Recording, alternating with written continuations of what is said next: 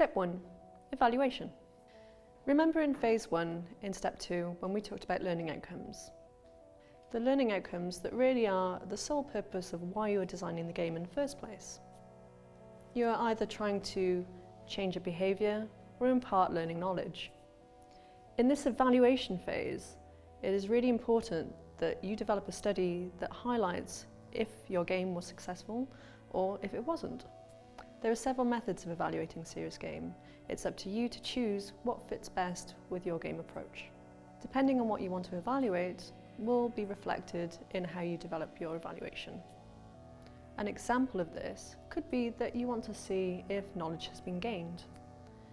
You could opt to do a pre-questionnaire and then a post-questionnaire after playing the game to assess if any knowledge has been gained. Once you have the results of your study, you can determine whether or not your game was successful. Step 2. Feedback. This step is a really important part of the whole development life cycle of making a serious game. Once we have designed, developed and evaluated our serious game, it's really important for our future development considerations that we get good feedback.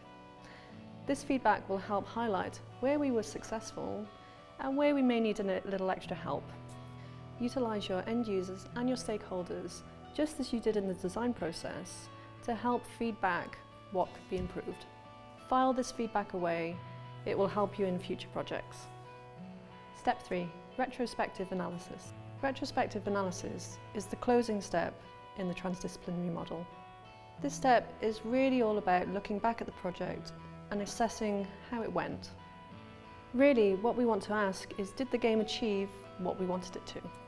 If we compile our evaluation data and our feedback from the end users, we should be able to pull together some aspects of the game that went really well, that didn't go so well, and we can use this as a direction for future projects. The retrospective analysis is also a bit of a personal look back at the process that you've just come from. Have you as a designer grown?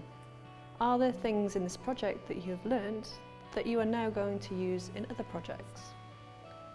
This really is about developing a best practice approach to understanding serious games design. Assessing the project at this stage from a personal standpoint hopefully means that we can gain a knowledge contribution to the great big world of serious games design, helping not only yourself, but people like me for future endeavours. And there we go. That is the transdisciplinary model explained.